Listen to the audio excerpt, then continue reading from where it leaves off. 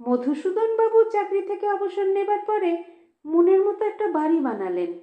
দোতলা বাড়ি, ওপর নিচে দুটো ফ্ল্যাট, সামনে এক চিলতে বাগান।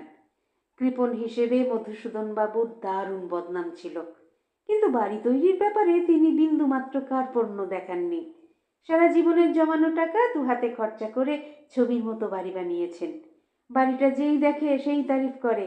হ্যাঁ, রুচি আছে বটে গৃহস্বামীর। মধুসূদন বাবুর ছেলে মেয়ে নেই, কর্তাগিন্নির সংসার, তবে খুবই সুখের সংসার। আগে কর্তাগিন্নির মধ্যে সামান্য চেঁচামেচি ঝগড়াঝাঁটি হতো, কিন্তু গিন্নি বদ্ধ কালা হয়ে যাওয়ার পরে সে অশান্তিটুকুও আর হয় না। এক হাতে তালি বাজে না, এক গলায় ঝগড়া হয় না। সুতরাং ওদের সংসারে এখন কোনো রকম গোলমাল নেই।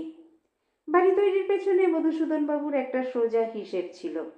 দোতলায় থাকবে কর্তাগিন্নি, আর একতলাটা ভাড়া। ভাড়া আর ব্যাংকের সুদের টাকায় দুজনের সংসার দিব্যি হেসে খেলে চলে যাবে। অঙ্কের নিয়মে সব কিছুই হলো। কিন্তু কোনো ভাড়াটে এই মধুসূদন বাবুর বাড়িতে এক মাসের বেশি টিকতে পারল না। শেষে বাড়িটার দুর্নাম হয়ে গেল। অত সুন্দর বাড়িতে ভাড়াটে আর আসতে চায় না।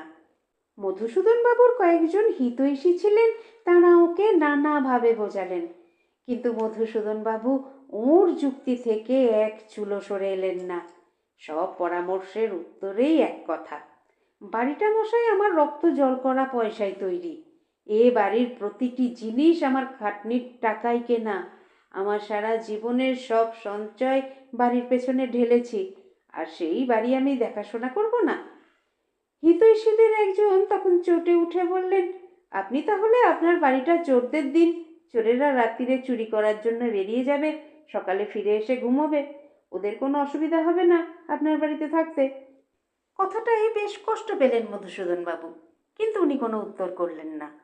বাড়ি ফিরে এসে মনের দুঃখে গিন্নিকে বললেন, আচ্ছা তুমি বলো, আমি কোনো অন্যায় করেছি? এদিকে যা চোরের উৎপাত, রাত্রির বেলায় বাড়ি পাহারা না দিলে চলে? চোররা যদি দেখে গৃহস্থ জেগে আছে, তাহলে তারা চুরি করার জন্য বাড়িতে ঢুকবে না। কিন্তু আমি যে জেগে আছি, চোররা সেটা জানবে কি করে? আমি তাই জানাবার জন্য 1 ঘন্টা অন্তর গরম পায়ে ঘরের মধ্যে পায়চারি করি। ইচ্ছে করে জোরে জোরে কাশি, তারপর একটা লাঠি দিয়ে জানলার গ্রিলে ring ring ring ring ring শব্দ করি। এটা কি দোষের? চোরের হাত থেকে আমি আমার বাড়ির সবাইকে বাঁচিয়েছি, অথচ ভাড়াটেরা আমাকেই গালাগালি দিয়েছে।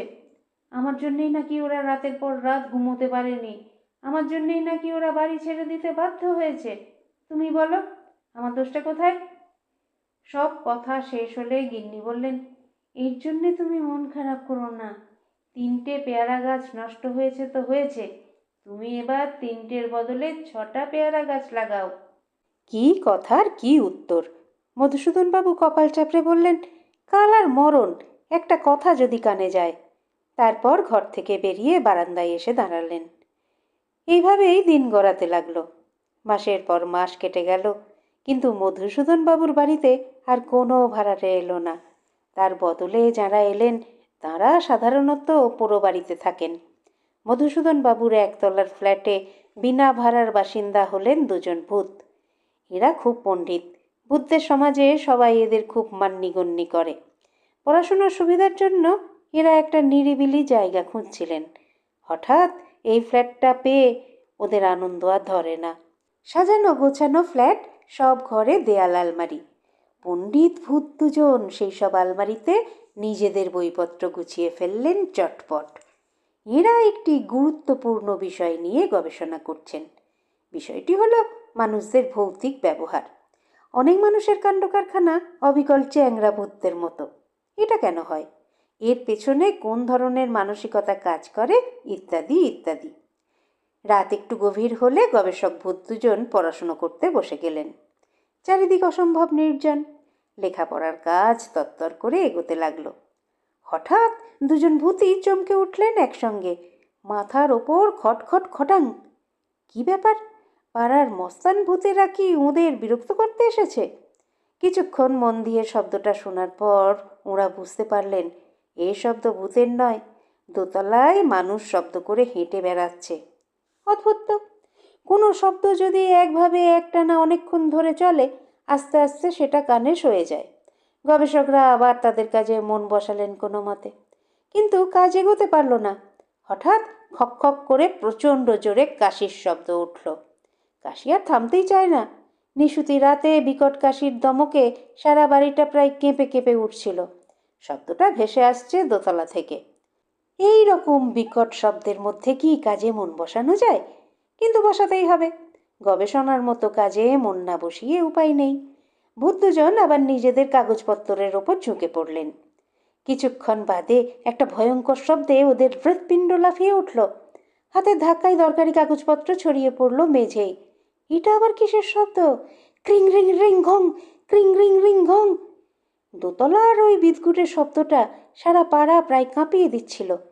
এত গোলমালের মধ্যে কাজকর্ম করা তো দূরের কথা, ঘরের মধ্যে চুপচাপ বসে থাকাও অসম্ভব। ব্যাপারটা কি দেখার জন্য গবেষক ভূত দুজন হাওয়ায় মিলিয়ে গিয়ে সাঁ করে দোতলার ঘরে চলে এলেন। এখানে এসে তাঁদের চমকাতে হলো আর একবার। মধুসূদন বাবু পরনে ধুতি, গায়ে ফতুয়ার মতো একটা জামা, পায়ে খড়ম। তিনি এক মনে লাঠির ছট টেনে যাচ্ছিলেন জানলার গ্রেলে। গবেষক ভূত দুজনের মধ্যে একজন মাস্টারমশাই আর একজন ছাত্র। মাস্টারমশাই ফিসফিস করে ছাত্রকে বললেন, আরে এ লোক তো আমাদের গবেষণার কাজে লেগে যাবে। একেই বলে মানুষদের ভৌতিক আচরণ। কিন্তু লোকটা এরকম করছে কেন? কারণটা জানার জন্য ভূত দুজন মানুষের চেহারা ধরে মধুসূদন বাবুর সামনে গিয়ে হাজির হলেন। মাঝরাত্রিরে হঠাৎ ঘরের মধ্যে লোক দেখে মধুসূদন বাবু চোর চোর বলে চেঁচাতে যাচ্ছিলেন। কিন্তু তার আগেই মাস্টারমশাই ভূত বলে উঠলেন, আমরা চোর নই, ভূত। আপনি শুধু শুধু ভয় পাবেন না। মধুসূদন বাবু ভূতের চাইতে চোরকে অনেক বেশি ভয় পান। ভূতের কথায় সামান্য আশ্বস্ত হলেন, কিন্তু মন থেকে সন্দেহ পুরোপুরি দূর হলো না। চোখ ছোট করে বললেন, আপনারা যে ভূত তার প্রমাণ কি? আপনারা কি নিজেদের মাথা নিজেরাই চিবিয়ে খেতে পারেন? এই ধরনের বিশ্রী একটা প্রমাণ চাওয়ার জন্যে গবেষক ভূত দুজন আহত হলেন। কয়েক মুহূর্ত চুপ করে থাকার পর মাস্টারমশাই ভূত বললেন, আমরা লেখাপড়া নিয়ে থাকি, চ্যাংড়া ভূতদের মতো ওসব কাণ্ড কারখানা দেখানো সম্ভব নয় আমাদের পক্ষে। তবে আপনি যখন প্রমাণ চাইছেন, আমরা একটু ভূতের নাচ দেখাচ্ছি। এই না বলে ভূত দুজন নাচ জুড়ে দিল। বিশুদ্ধ ভৌতিক নাচ, মাথা নিচে পা ওপরে। ভূতরা কখনো এপাশে, কখনো ওপাশে, কখনো জানলায়, কখনো সেলিংয়ে। মধুসূদন বাবু ইদানিং বন্ধু বান্ধবদের সঙ্গে মেলামেশা ছেড়ে দিয়েছেন। কালা গিন্নির সঙ্গে কথা বলে সুখ নেই। এই অবস্থায় ভূতের নাচ দেখে অনেক দিন পরে বেশ মজা পেলেন তিনি। নাচার ফলে দুজনেই বেশ ক্লান্ত হয়ে পড়েছিলেন। সামান্য বিশ্রাম নেওয়ার পরে মাস্টারমশাই ভূত বললেন, আমরা ভূত, এবার বিশ্বাস হয়েছে তো? মধুসূদন বাবু অমায়িক হাসি হেসে বললেন, নিশ্চয়ই নিশ্চয়ই। এবার দয়া করে বলুন আপনাদের কি কাজে লাগতে পারি আমি? গবেষক দুজন ঘোর প্যাঁচের ভূত নন, সাদা সরল ভূত। এখানে আসার উদ্দেশ্য অকপটে বলার পরে মাস্টারমশাই ভূত বললেন, আপনার আচরণ ভূতের মতো। আপনি আমাদের গবেষণার কাজে একটু সাহায্য করুন।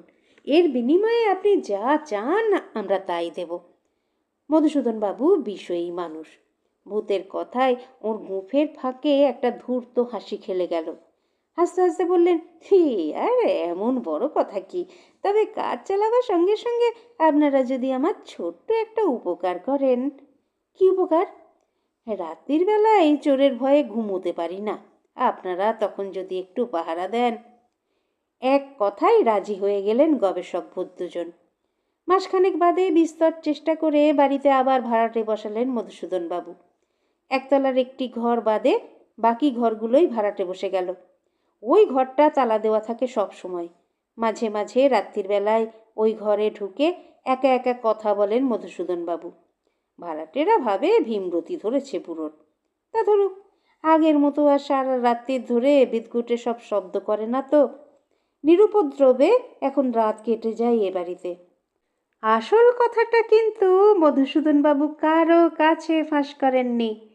বদ্ধ ঘরে ভূত দুজন গবেষণার কাজ চালিয়ে যাচ্ছেন পুরো দমে। বিরাট কাজ। এই কাজটা শেষ হতে নাকি আরও 10 বছর লাগবে। মধুসূদন বাবু নিশ্চিন্ত। এক ঘুমে লম্বা লম্বা রাত কাবার করে দিচ্ছেন। কারণ তিনি খুব ভালোভাবেই জানেন, আগামী 10 বছরের মধ্যে কোনো চোর যদি ভুল করেও এ বাড়িতে ঢুকে পড়ে, আস্ত ঘাড় নিয়ে তাকে আর ফিরে যেতে হবে না। আপনাদের মতামত আমাকে সমৃদ্ধ করে, তাই অবশ্যই বলবেন আজকের গল্প পাঠ আপনাদের কেমন লাগলো। যারা চ্যানেলটিকে সাবস্ক্রাইব করেছেন তাদের অসংখ্য ধন্যবাদ। আর যারা এখনো পর্যন্ত সাবস্ক্রাইব করেননি তারা একটু কষ্ট করে সাবস্ক্রাইব করে নিয়ে সঙ্গে থাকুন না প্লিজ। একটু লাইক শেয়ার এগুলো নিশ্চয়ই বলে দিতে হবে না। সুস্থ থাকবেন, সুন্দর থাকবেন আর অপেক্ষা রাখবেন পরবর্তী গল্পের। নমস্কার।